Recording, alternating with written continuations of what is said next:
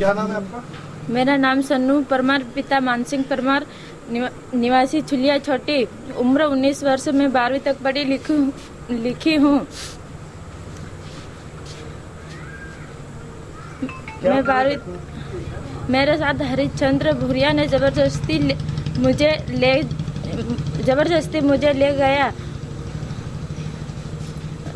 दिनांक 5/10/2020 को मैं गुजरात जा रही थी। मैं रानापुर बस स्टैंड पे खड़ी थी और दिनांक 5/10/2020 को मैं गुजरात जा रही थी और 2 महीने बाद मैं हरिश्चंद्र भूरिया से बात नहीं करती थी, ना मैसेज करा, और वो जबरदस्ती आया रानापुर और मुझे बाइक पे बिठा कर ले गया। 5 मिनट बात करूंगा करके मुझे जबरदस्ती बिठा कर ले गया और वो बोला, फिर उसने रास्ते में गाड़ी नहीं रोकी और हम दोनों गिर गए थे और मैं बेहोश हो गई। और फिर उसके बाद उसके दोस्त आए और उसके घर ले गए। फिर मुझे सुबह पता चला कि वो कुंडलवासा ले गए और फिर हम कुंडलवासा के वहाँ से भोपाल दोनों गए। फिर हरिश्चंद्र भूरिया ने मुझे धमकी दी कि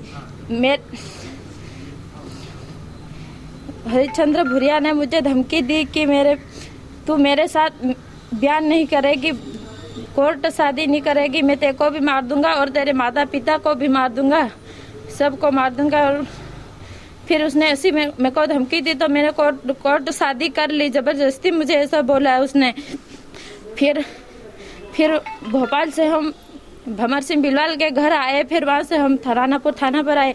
भंवर सिंह बिलवाल ने बोला कि हमारे तरफ बयान ही देना और नहीं देगी तो हम तुम्हारे माता पिता को मार देंगे और तुम्हारे चुलिया छोटे में तो पटेलिया समाज तो बहुत कम है और हम छापर खंडा वाले लोग लाके मार देंगे, तुम्हारे माता पिता का और तेरे को भी मार देंगे और जिसके साथ शादी करेगी उसको भी मार देंगे। भंवर सिंह बिलवाल ने ऐसा बोला और हरिश्चंद्र भूरिया ने भी ऐसा बोला। मुझे धमकी ऐसी दी तो मैंने बयान हरिश्चंद्र भूरिया के साथ दे दिया। मैंने हरिश्चंद्र भूरिया के साथ ऐसी मुझे धमकी दी, ऐसी मेरे माँ बाप को मार देंगे ऐसी धमकी दी तो मैंने उसके बयान दे दिया। फिर मैं उसके साथ चले गए। फिर वो हरिश्चंद्र भूरिया मुझे गुजरात ले गया और जबरदस्ती मेरे से काम करवाया और मेरे परिवार वालों से बात नहीं करनी थी और बात करती तो बोला कि बात मत करनी तो टांगड़े तोड़ दूंगा।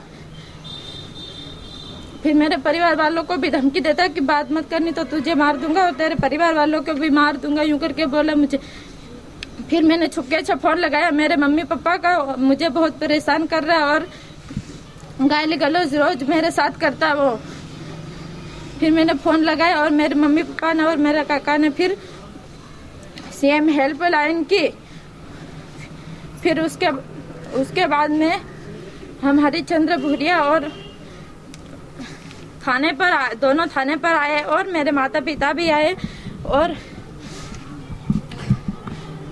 टीआई मैडम ने भी बयान लिया। मैं अपने माता पिता के साथ मेरी मर्जी से गई, मुझे कोई घिसड़ के नहीं ले गए और ना किसी पुलिस वालों ने मुझे धमकी दी और ना किसी ने भी दिया। मैं मेरी मर्जी से मैं अपने माता पिता के साथ गई और मैं अपने माता पिता के साथ रहूंगी।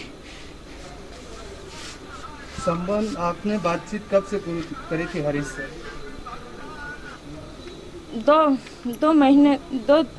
2-3 साल हो गए थे। उसमें झगड़ा भी हो गया था 11वीं में। मैंने उससे बात भी नहीं करी और मैं गुजरात गई, उसने कुछ भी नहीं बोला मैंने उसको। और इसका ये भी कहना है कि पत्र में कि आपके पास बच्चा भी था, तो क्या है इसका? वो नहीं था, वो 2 महीने में मेरे को रुक के आता ऐसा। मैंने बोला उसको चेक करवाने के लिए, वो नहीं गया। फिर 2 महीने मेरे को ऐसा होता रहता था बार। वो जबरदस्ती ऐसा बोलता मेरे साथ, ऐसा जबरदस्ती किया उसने। पढ़ाई कहाँ पे कर रहे थे आप? पढ़ाई भागीदुल रजला में की। भोपाल कब ले गया था? भोपाल शादी के बाद 8 तारीख। शादी के शादी 8 तारीख को करवाई थी भोपाल में। भोपाल। 4 तारीख को गए थे भोपाल। तो रानापुर में आपने थाना में आवेदन कब दिया था, कौन सी तारीख को?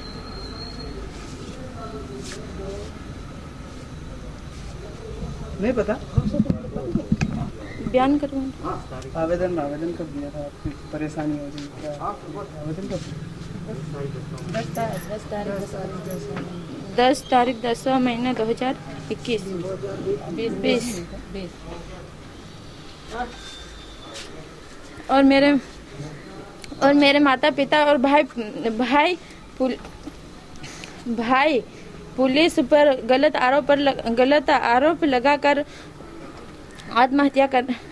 उसने मेरे माता पिता पर इस संबंध और सूचना पत्र लिखा।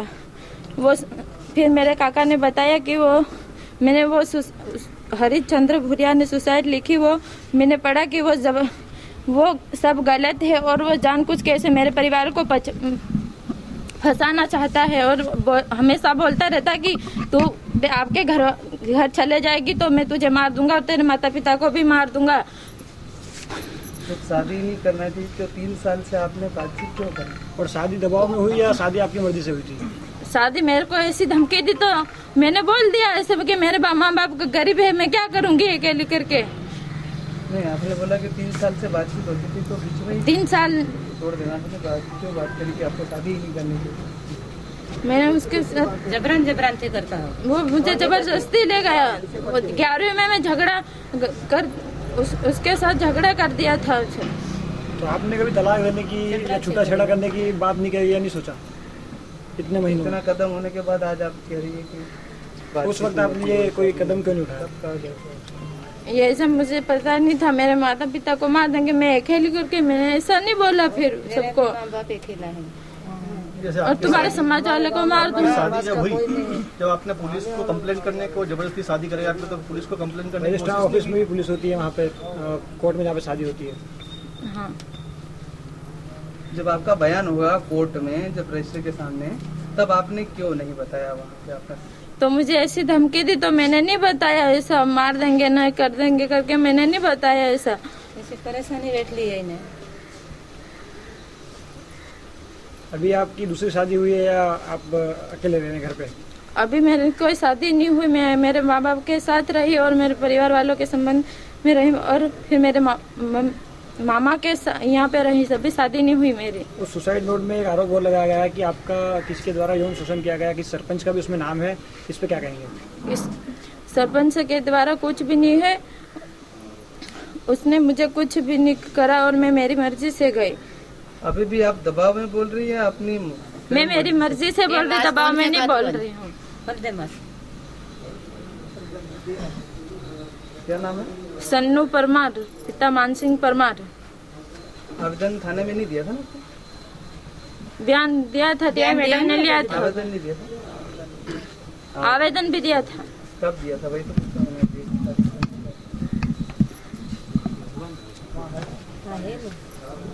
तो शादी के बाद दिया था? कितने महीने बाद दिया? शादी कितने समय बाद दिया था आवेदन?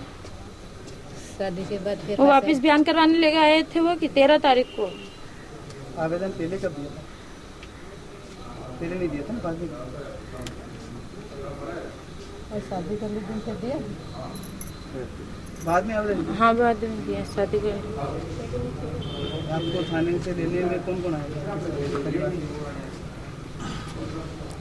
मेरे मम्मी पापा आया था। मैं मेरी मर्जी से गई। मेरे को कोई घिसट के नहीं लगाया। मैं मेरी मर्जी से गई था थाने में से और उसने वो सब गलत लिख दिया। उसने तो सुसाइड नोट में नाम लिखा है, आपका जिक्र भी किया है कि आपको परेशानी की वजह से उसने सुसाइड किया है और उससे जिम्मेदार आपके परिवार को बताया है। तो ऐसे में अगर होता है तो मामला आपके किसने नहीं बताया? केस होता है आपके? कौन बतावे? इन्हीं परेशानी है, बतावे। मारी परेशानी हुआ ताड़ी रीति ना मालूम थी। मैं जबरदस्ती करी थी ना खाती ना हाथे। माँ बाप ने भी हूँ मालूम थी ना। हमारी सोरी ने कि कम परेशान करी। माँ बाप ने मुझे जबरदस्ती ले गया वो, मार दूंगा न फलाना ढिकना कर दूंगा करके। माँ बाप के साथ शादी करता था। मैंने थोड़ी उसको मरने के लिए बोला। वो तो अपने माता पिता के साथ झगड़ा गया और मर गया। मैं क्या करूँ उसमें?